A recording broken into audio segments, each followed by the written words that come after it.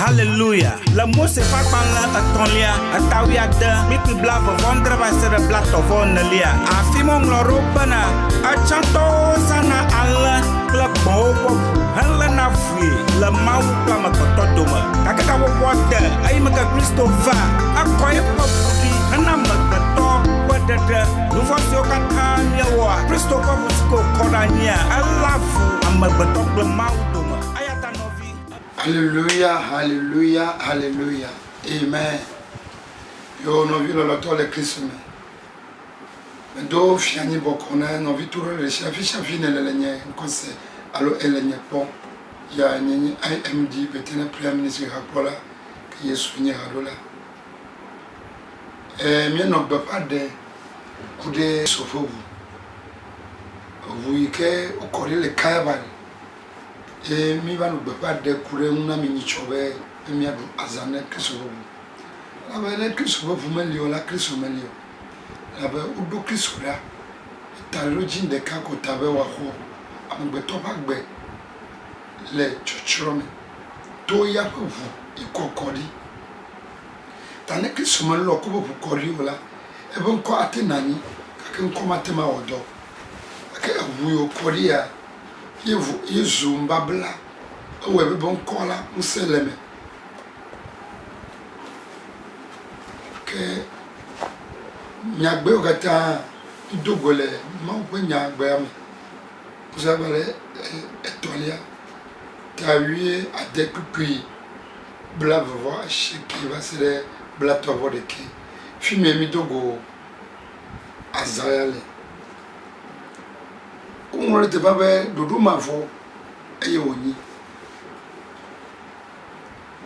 eye owe shape jireka le chadre nga como wagbe ayi onye dodo mavo eye we modore jinbe lebe azami ohanadri nu nye mavo la shabe nu nye video togbu o we gashila mia o de viola mia tuleji tana Christ vous o matin doazane ora ken 14 doazane la opo en la opo imi atogbo doazana e maube ehia bo doaza eye gba gbara amerika maga odore kelejio e na nye djuma view e na nya majoro view amerika maga odore kelejio ke Israel view do mana we atembo be mbabla hokoma nyae Israel view be nyaga ko be do mavo ma o bona David be yonka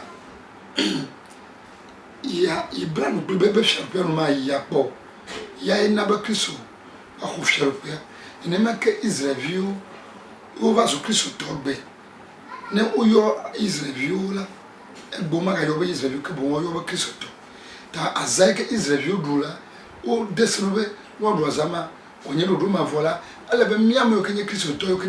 Israel yewa mi o ha mi do azama kaka evuike wo zalanye vukoko anya lambo vu ke miawe ya mi le vuyi ya do pe mbabla ye yaji mbabla hoko bo vu anya lambo vu mbabla ye bo vu a ye Kristo bo vu ke nanya bo otende bu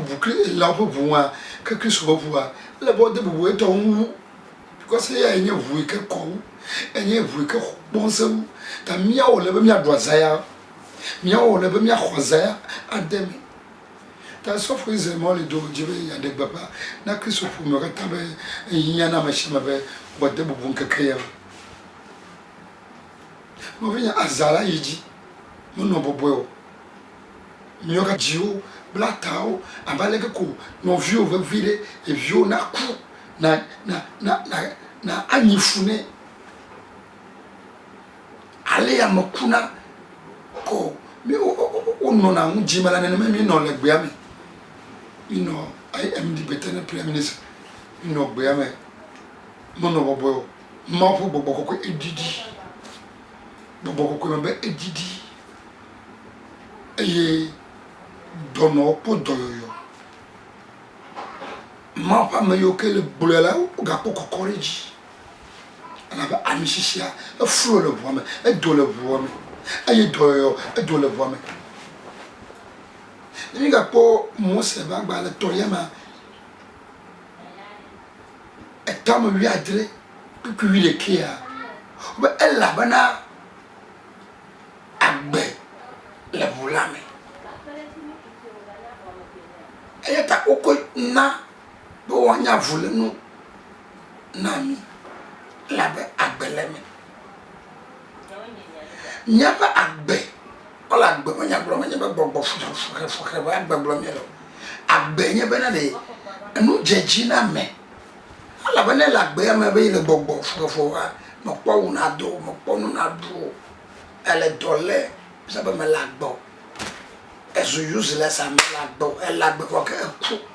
ta gbe blo le be le vo me la na vo kodi la na celebrate voila agbe o be jeje la ado le vo me na la be voila on sele me do le me ka tutu le me ngogbe yi le me ablo le me ta ya ba gbe wa wo wenye ka ngogbe yi ka tutu do yo nu jeje na me kokoreji ta nu mo kata na le jima Kristo bo fu mo balo eye nya ba gbela do la banka le nya gede agbe to kele me bala me le nchira paji ikene do le nya ko mi kuna agbe ko la ba pa ale na pa le toshi etome oponanse zona la ne ma nya ba agbele aye ne nya ba chi ma mie to ma kule didi chia mie la chi ba la pa la o bon chi funa ta ko kuna ne ma na wo na yi konji fi na ba vu ma la ma na wala agbola na vu obonya vu la agba nkola agba af ayi wo kule mo ka zo ma ku akano po vu la ma la ma do na wala e se ba apa ko de la chime ayi obo ya ku ko chi kore ji kola nse ga do tanya ba agbola e chi mo no la vu ma le la wa agba ma na nyo ayi ne kere gbogbo ba pa ya na vu ma le la gbogbo kan se ma la mu avu ko na retro oji kabi ajewo ovu no mami ovu waza kabi nsere sha ko ji wala owoto ene ne make gbogbo ko ya vu zana akami onya bo fu kimi zana la mi zana la bo gbogbo ko ya bo vu a e wonka enye Kristo bo ata mi amoyo ke ma wor pe no manula mi o ha ne gbogbo na college la ata mi na communion la communion rumala mi ga don semia pa gbogbo yo kale mi ame ata me jima na nyabe vuya baza nyabe odebu bukison nyabe debu bukison aye ne yona ponko la ala bana debu avuha nyabe debu ma wotolam ma ovela ma wo kokola ma ala bafua avua ba wo ma unyanya la na ba nyola anka ma wo nto abanko ameya ne ka fi ma wo nko aje amawe aponcho ma wo ta na ma beto kula gbe ma ma wo ha de kono na ma amerika mali akafio amerika mali ade bu ta vuya ke ba na ba ma beto ten chi agbela ina ma bo kafkafo a ala jeje aye vu maka Kristo Korea ina ba Kristo ha ba sharfa la maka Korea ina ba bo le ta na ba bo kokola ele do wala nya pa gbe ta avula ele do kande wo avuma no mela bobo melio avuma no mela ma won to melio avuma no mela wa ma gbe to melio ta ko ma jima do pana na jina ba na jibe asavu nya go mela te ba so fo Israel mo le bo because mawo e defiami ama wala bibla makhla shia ya ko le makhla la jito akama o butona vunkuna ba ponu ala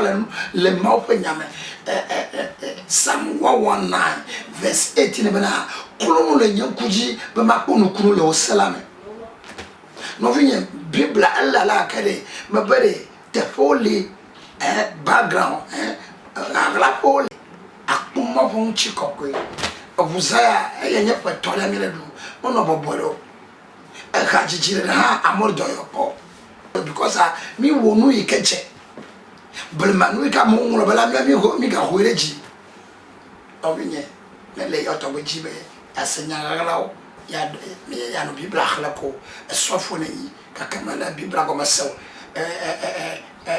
mo subola ni akamete no nyago sana ko la deba IMD betan premise ha mama mi o mi afia bibla mi de no ala afia na dogo la anyaba ale o le no subo mawo de manya ale ke na tan subo mawo eta mawo subo la ele o bana de o le punish alo do le fude na ne sanubli bogomare ana no boboye sofo is mo le do le mi o kata pe Nka fika na tema dongo la ado nka gbeame le courage le benya va ventome le vote régime bon fika ni IM di beta prévisé anye gagné IM izan pasteur docteur ka ikale vera fora me jipo le bia sofo Israël molita académie nous gede oli chikene va mau agatin tojinye ari de kona ba bia mo ba man ba na made e ka senya ya e ka lenye po e yirawo e ka na senya ya ma dum so e ka na senya ya no sei ka la voama tuka wala wo la ma senya wo do na wo ngo bo nyawa wo nya na sala mble popo ba china jama no ba china jana wo ba chi ko ne kala jo ka kana jijine yo kata bye. Hallelujah. La mose fa pan la atolia atawi ada mi pi blava vondra va ser blato von lia. Afimong lo robana.